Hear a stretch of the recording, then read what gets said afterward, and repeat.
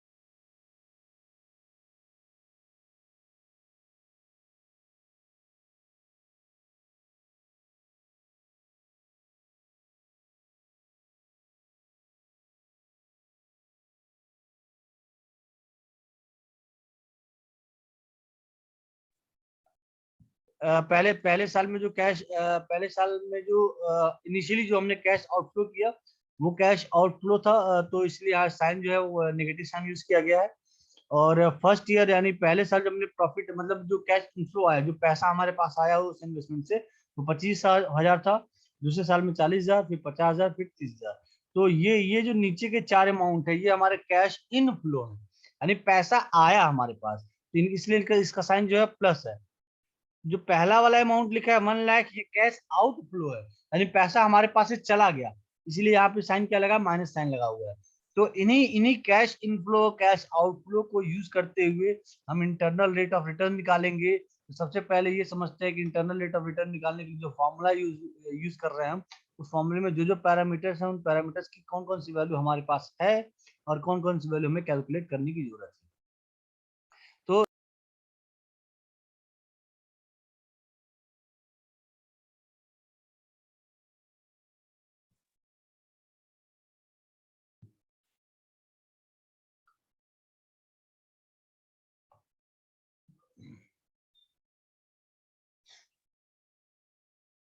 हाँ, तो देखिए, अगर हम IRR कैलकुलेट कर रहे हैं तो internal rate of return calculate करने के लिए हमें ये फॉर्मूला यूज करना होता है। तो इस फॉर्मूले में आप देखिए ध्यान से, तो इसमें कई सारे पैरामीटर यूज हो रहा है। पहला है एल, दूसरा है P1 Q, P1 sorry P1 P2 Q and D। तो बेसिकली ये जो P1 है, ये P1 वो कैश इनफ्लो है जो कि हमें क्वेश्चन में दे रखा है। यानी क्वेश्चन में 12% दिया हुआ था कि 12% जो हमारा इंटरेस्ट है, रेट ऑफ इंटरेस्ट है। तो जो 12% पे जो हम टोटल कैश इनफ्लो अर्न कर रहे हैं, वो ये P1 को रिप्रेजेंट कर रहा है। ठीक है, P2 क्या है सर, ये जो P1 है, यानी 12% में जो हमने जितना भी कैश इनफ्लो अर्न किया, उस कैश इनफ्लो की करंट वैल्यू क्या है, उस कैश इनफ्लो की करंट वैल्यू क्या है, वो हमारा P1 को डिनोट करता है। P2, अच्छा, जब हमने P1 आइडेंटिफाई किया था, तो P1 किसी किसी एक स्पेसिफिक इंटरेस्ट रेट पर आइडेंटिफाई किया था जो कि क्वेश्चन में दिया हुआ है। वो इंटरेस्ट रेट हमारा मिनिमम, वो जो इंटरेस्ट रेट हमारा लोअर रेट है, लोअर इंटरेस्ट रेट है। ठीक है, तो जिस लोअर इंटरेस्ट रेट में हमने P1 को कैलकुलेट किया, ठीक है, अब हम P2 की बात करें तो P2 वो कैश इनफ्लो है, उस कैश इनफ्लो की करंट वैल्यू है। P2 उस कैश इनफ्लो की करंट वैल्यू है जो कि हम हायर इंटरेस्ट रेट पे अर्न कर रहे हैं। तो हम इस तरह से P1 और P2 को कैलकुलेट कर लेते हैं। उसके बाद Q जो है हमारा इनिशियल इन्वेस्टमेंट अमाउंट है, और डी जो है हमारा डिफरेंस इन डिस्काउंट रेट्स, मतलब जो P1 जिस इंटरेस्ट रेट पे कैलकुलेट किया और P2 जिस इंटरेस्ट रेट पे कैलकुलेट किया, उसका जो डिफरेंस है वो यहाँ पे क्या है, डी है। ठीक है, तो क्वेश्चन में देखिए एल हमारा क्या है, 12%। ठीक है, जो कि हमें क्वेश्चन में गिवन था, तो एल हम कहाँ पुट करेंगे, यहाँ पुट करेंगे। अब P1 क्या है, P1 अगर आप यहाँ ध्यान से देखिए, P1 है हमारा 1,08,863 रुपए। ठीक है, जो कि हमने इससे पहले जितना भी कैश इनफ्लो हुआ था, इनिशियली ये जो हमें पहले साल में 25,000 मिला, दूसरे साल में 40,000 मिला, तीसरे में 50, चौथे में 30,000। तो ये सारे के सारे जो अमाउंट है, इस अमाउंट का हम करंट वैल्यू निकालेंगे कि जिस साल हमने इन्वेस्ट किया था पैसा, उस साल इन चारों अमाउंट का करंट वैल्यू क्या होगा। तो हमने जब करंट वैल्यू निकाला तो ये सारी करंट वैल्यू निकल के आई। ठीक है, ये सारी हमारी करंट वैल्यू निकल के आई। हमने इनका सम लिया, तो इनका जो सम आया वो क्या था, 1,08,863 रुपए, जिसको हमने इससे सब्ट्रैक्ट कर दिया था इन्वेस्टमेंट अमाउंट से, तो हमारा एनपीवी नेट प्रेजेंट वैल्यू निकल गया था। लेकिन हमें यहाँ एनपीवी की जरूरत नहीं है, हमें किसकी जरूरत है, जितना भी हम कैश इनफ्लो अर्न कर रहे हैं उस कैश इनफ्लो की करंट वैल्यू क्या है। तो ये जो कैश इनफ्लो हो रहा है, ये कैश इनफ्लो 12% पे हो रहा है। ठीक है, तो इस 12% पे जो हमने कैश अर्न किया, जो कमाया, उस कमाए हुए पूंजी की एक्चुअल वैल्यू क्या होगी इन्वेस्टमेंट टाइम पे। ठीक है, तो इसकी जो एक्चुअल वैल्यू हमने निकाली वो थी हमारी 1,08,863 रुपए। यानी हमने हमने लगभग जब अगर आप देखें ध्यान से, पहले 25 कमाया, 40, 50 एंड 90 ये हो गया, और 120, हमने लगभग 145 रुपए का 1,45,000 रुपए कमाए 1 लाख इन्वेस्ट करके। लेकिन उस 1,45,000 की जो एक्चुअल वैल्यू है प्रेजेंट टाइम, मतलब जिस साल हमने इन्वेस्ट किया था उस साल में अगर 1,35,000 की वैल्यू कैलकुलेट करें तो वो वैल्यू निकल के आएगी 1,08,863 रुपए। तो ये हमारा ये जो अमाउंट है, ये अमाउंट बनता है हमारा P1, ये अमाउंट बनता है हमारा P1। क्यों, क्या हमारा नेट इन्वेस्टमेंट अमाउंट, ये P1 ऑलरेडी हम कैलकुलेट कर चुके हैं। इस P2 के बारे में हमें नहीं पता है। ये वो P2 है जिस इंटरेस्ट रेट पे हमारा जो इन्वेस्टमेंट अमाउंट है, सॉरी, जो हमारा कैश इनफ्लो है, उस कैश इनफ्लो की प्रेजेंट वैल्यू और कैश आउटफ्लो की प्रेजेंट वैल्यू अप्रोक्सीमेटली इक्वल हो जाए। तो ये जो P2 है, इस P2 को हम हिट एंड ट्रायल मेथड से कैलकुलेट करते हैं, वो भी मैं बताऊंगा आपको। और डी की वैल्यू अगर हमें P1 जिस इंटरेस्ट रेट पे कैलकुलेट किया वो तो हमें क्वेश्चन में गिवन है। P2 का अगर इंटरेस्ट रेट अगर हम फाइंड आउट कर ले तो इन दोनों को सब्ट्रैक्ट कर देंगे तो हमें डी मिल जाएगा।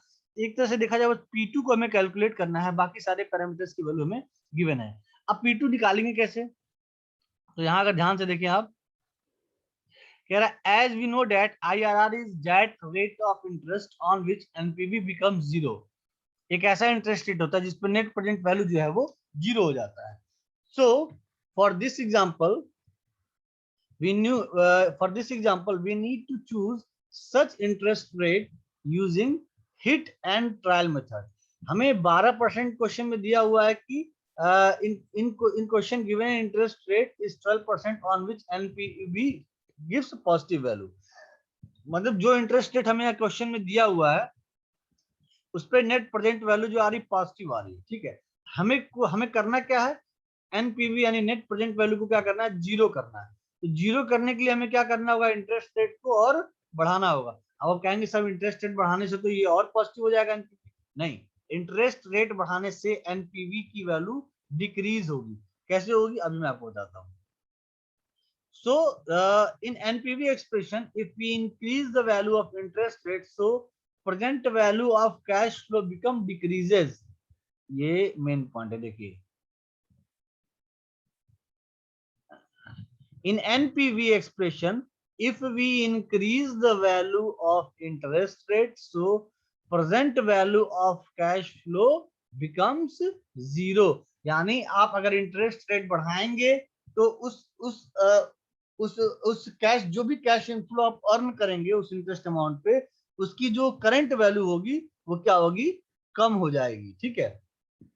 क्योंकि करंट वैल्यू कम होगी तभी तो आप ज्यादा प्रॉफिट अर्न कर पाएंगे, क्योंकि इंटरेस्ट रेट यहाँ बढ़ गया ना। तो सर हमने यहाँ एज्यूम ये कर लिया कि जो यहाँ हम हिट एंड ट्रायल मेथड को यूज करते हुए जो हम हायर इंटरेस्ट रेट ले रहे हैं, लोअर इंटरेस्ट रेट हमारा क्वेश्चन में गिवन है 12%, हायर इंटरेस्ट रेट जो हम ले रहे हैं वो 15 और 16 के बीच में होगा। तो हमने एनपीवी को जीरो करने के लिए हमने ये एज्यूम कर लिया कि वो हायर इंटरेस्ट रेट जो है वो 15 है। तो हमने 15 हायर इंटरेस्ट को यूज करते हुए हम अब P2 को कैलकुलेट करेंगे। P1 की वैल्यू हमारे पास ऑलरेडी है, Q की वैल्यू ऑलरेडी है, L की वैल्यू ऑलरेडी हमारे पास है, और D की वैल्यू तब निकलेगी जब हम P2 जिस इंटरेस्ट रेट अर्न कर रहे हैं वो इंटरेस्ट रेट हम कैलकुलेट कर लेंगे। तो हमने ये अज्यूम कर लिया कि वो इंटरेस्ट रेट 15 है, ठीक है। तो 15 अगर हमने interest rate higher interest rate अगर अज्यूम कर लिया तो देखिए L जो लोअर इंटरेस्ट रेट था क्या था 12%, P1 क्या था 12% पे जो हमने कैश इनफ्लो अर्न किया उस कैश इनफ्लो की करंट वैल्यू। P2 क्या है, नीड टू कैलकुलेट, हमें कैलकुलेट करना है। Q क्या है, इनिशियल इन्वेस्टमेंट अमाउंट जो कि 1 लाख है, ठीक है। D क्या है, difference of higher rate and lower rate, higher interest rate and lower interest rate.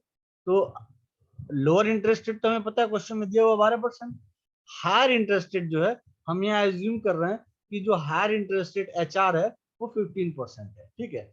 तो इस 15% को यूज करते हुए हमने जो कैश इनफ्लो अर्न किया है डिफरेंट ईयर्स में, उन कैश इनफ्लो पे इस 15% हायर इंटरेस्ट रेट को यूज करते हुए हम इस 25,000 की करंट वैल्यू निकालेंगे जो कि 21,739 रुपये होगी। अब यहाँ डिफरेंस देखिए, हम अगर इंटरेस्ट रेट 15% यूज कर रहे हैं, if we are using interest rate 15%, so on amount to 25,000 which is cash inflow gives the the net present value of this amount is 21,739, यानी 15% पे 25,000 रुपए की करंट वैल्यू कितनी होगी, लगभग 21,000।